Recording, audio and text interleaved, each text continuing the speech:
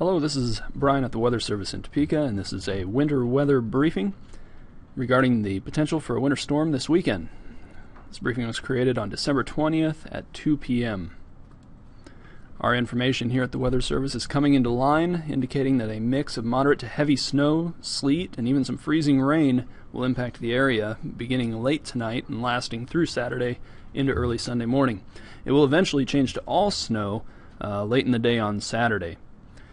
As far as the start time, if you live near or south of Interstate 35, you can expect precipitation to start after 1 a.m. tonight.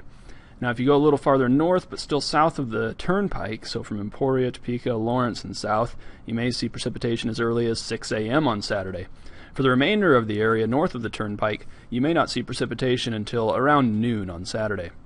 Regardless, the peak intensity of the wintry precipitation is expected to fall between 5 p.m. Saturday through midnight Sunday, and it will come to an end quickly, probably all done by sunrise on Sunday.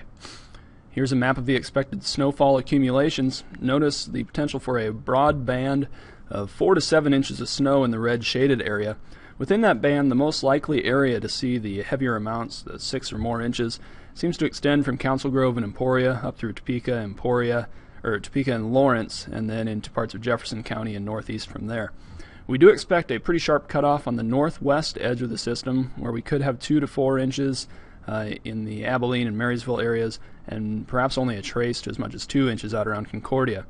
Also down to the southeast, we expect more in the way of sleet and perhaps some freezing rain, so snowfall totals should be a bit lower there as well. Again, we do expect some ice down there in the southeast, anywhere from 500ths to maybe 1500ths of ice.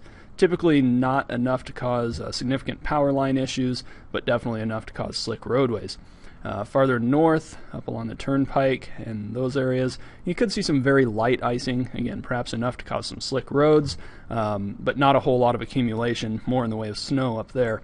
And even as far north as Abilene, Manhattan, and Hiawatha, you could see some sleet mixed in, with some accumulating sleet as well. While confidence is on the increase in how this storm will play out, we do have some uncertainty regarding the exact precipitation type, and basically if we have less sleet or freezing rain, that would result in more snow for your area, but if you have more sleet or freezing rain, then we could have less snow than the current expectations. Also, the surface temperatures on Saturday will be very close to freezing, especially in those areas that could see rain. So some of that freezing rain may actually become rain if we can get a little bit of melting. All in all, though, we think it's more likely to stay below freezing through the day. Also, the exact storm track is still a little bit in question, and any minor adjustments to the southeast or northwest with that storm track could result in a major adjustment to the snowfall or ice amounts at your location. All in all, we've got high confidence regarding the timing of this winter storm, both onset of the precipitation and the ending time. As far as precipitation type, moderate confidence, and that's mostly due to potential changes in the storm track. We do expect a mix of precipitation, eventually turning all to snow. We can be confident in that. As far as the accumulation amounts, again, we have moderate confidence in the actual amounts for your area.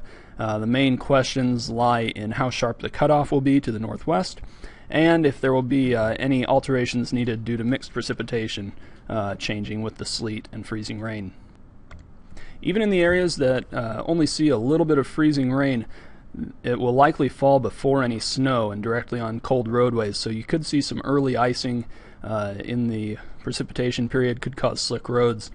The snowfall rates could be pretty heavy, and it might be difficult to keep the roads clean, especially during the peak of the event when rates could exceed 1.5 inches per hour.